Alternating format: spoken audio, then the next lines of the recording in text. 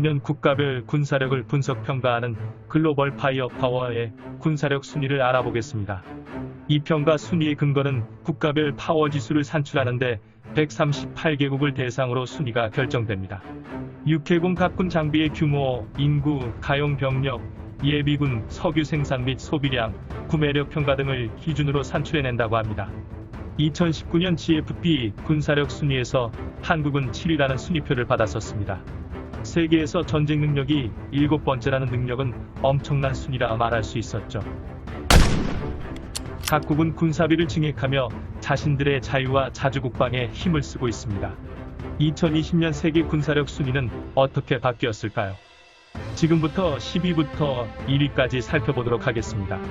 천조국 미국은 여전히 1위에 오르며 세계 경찰의 위치를 확보했죠. 2위부터 4위까지는 큰 변화 없는 순위로 진행이 됩니다. 군사력 순위 2위에 러시아, 3위에 중국, 4위에 인도가 자리를 하죠. 지금부터가 굉장히 흥미로운 일들로 순위가 매겨집니다. 2019년 군사력 6위였던 일본이 한 단계 상승한 5위에 랭킹이 됩니다. 일본은 아베 정권 이후 지속적인 군사비 증강과 우수한 군사장비를 미국으로부터 수입하고 있죠. 일본 방위성은 F-4 전투기 후계기로 F-35A를 2024년까지 42대 들여올 예정이며 순차적으로 도입을 진행하는 중입니다.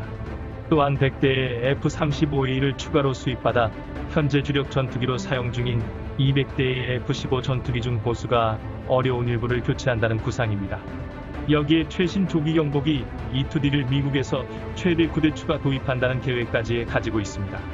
일본의 군사력이 높아질 수밖에 없는 상황입니다. 세계 군사력 6위에 전년도보다 한 단계 상승한 자랑스러운 대한민국이 이름을 올렸습니다. 우리나라는 세계 유일한 분단 국가로서 휴전 상태인 현 상태에 대응하기 위한 최첨단 무기와 미군의 동맹으로 많은 연합훈련 등을 진행하고 있습니다. 그중 모두 잘 알다시피 한국의 육군은 세계 최강 수준이라는 것은 잘 알고 있는 사실입니다. 또한 2019년 미국으로부터 수입이 시작된 F-35 스텔스기를 보유한 국가이며 미국, 일본, 스웨덴, 노르웨이에 이어 세계 5번째 이지스 안보유국이기도 합니다. 2018년 취역한 세종대왕함은 주변국의 군사적 위협으로부터 사전 정보를 취득할 수 있는 아주 효율적인 군함이죠. 이 외에 우리의 국경을 강력하게 지키고 있는 K-시리즈 전차부대와 미국도 부러워하는 K9 자주포는 동아시아의 강력한 호랑이로 자리하고 있습니다. 머지않아 5손가락 안에 들어선 대한민국 군사력을 기대해봅니다. GFP는 군사력 순위 7위에 프랑스를 올렸습니다. 핵보유국 프랑스의 군사력도 무시할 수는 없지만 줄어드는 군사비에 영향이 한몫하지 않았나 싶습니다. 8위의 대영제국 영국입니다. 9위와 10위에는 이집트와 브라질이 뒤를 이어 랭크되었죠. 세계는 지속적인 발전과 성장을 통해 꾸준히 자국을 지켜내기 위해 노력하고 있습니다. 이에 걸맞는 능력을 확보하고 필요 지역에 전력을 배치하는 건 절대적으로 필요한 부분이겠죠. 한국의 군사력은 굉장히 높은 순위로 평가되고 있습니다. 전쟁 발발 시 자주권을 지키기 위한 작전권 행사에 대한 아쉬운 부분도 있었죠.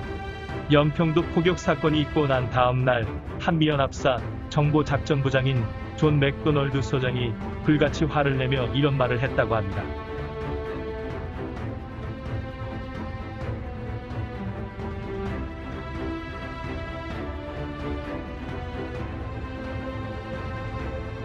(2010년 11월 23일) 2시 34분에 연평도 도발이 시작되었습니다.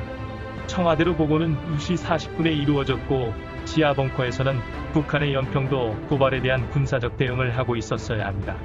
언론을 통해 알려진 사실은 북한이 연평도에 포격을 가하고 있기에 국군이 대응 발표를 하는 것에 대한 원인과 이유를 찾고 있었다고 합니다.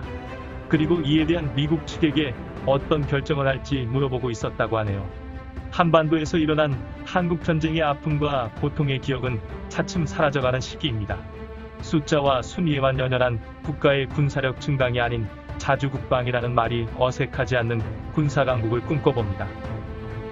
본 영상은 SL사회복지연구소에서 제작하였으며 도움이 되셨다면 좋아요와 구독하기를 눌러주세요. 감사합니다.